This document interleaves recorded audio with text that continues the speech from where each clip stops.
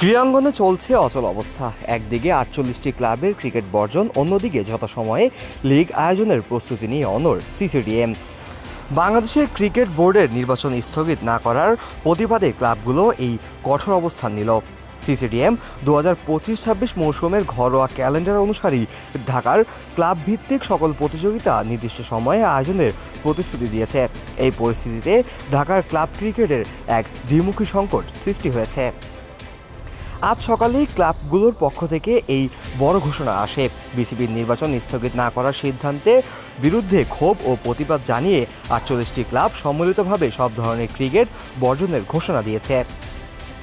এই নজিরবিহীন পদক্ষেপ ঢাকা ক্লাব ক্রিকেটের জন্য একটি অন্ধকার বার্তা নিয়ে এসেছে, যা বহু প্রতীক্ষিত ঘরোয়া মৌসুমের ভবিষ্যৎকে অনিশ্চয়তার মুখে ঠেলে দিয়েছে।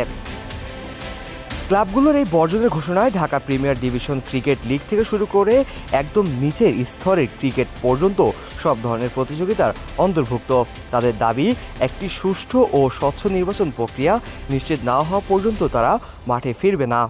ওয়ালটন এখন দেশের সীমানা পেরিয়ে পৌঁছে গিয়েছে ৫০টিরও বেশি দেশে।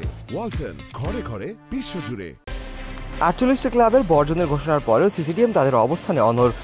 বিসিবি এক বিবৃতিতে জানিয়েছে, ২০২৫-২৬ মৌসুমের ঘরোয়া ক্যালেন্ডার অনুযায়ী যথাসময়ে লিগগুলো আয়োজনের জন্য প্রয়োজনীয় সকল প্রস্তুতি ইতিমধ্যে গ্রহণ করা হয়েছে।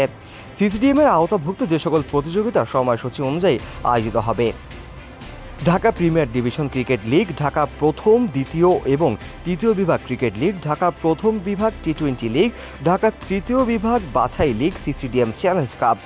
সিসিডিএম নিশ্চিত করেছে যে তাদের মূল লক্ষ্য হলো খেলোয়াড়দের স্বার্থ এবং কল্যাণ। তারা জানিয়েছে, খেলোয়াড়দের এবং সংশ্লিষ্ট সবার জন্য একটি সুশৃঙ্খল, প্রতিযোগিতামূলক এবং নিরাপদ ক্রিকেট মৌসুম নিশ্চিত করতে তারা নিরলসভাবে কাজ করে যাচ্ছে।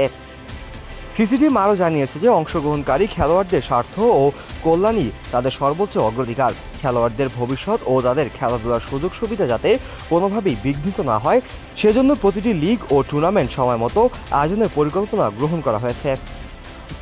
ঘরোয়া ক্রিকেটের কাঠামো শক্তিশালী করার পাশাপাশি খেলোয়াড়দের পেশাগত নিরাপত্তা ও বিকাশ নিশ্চিত করাই সিসিডিএমের মূল লক্ষ্য।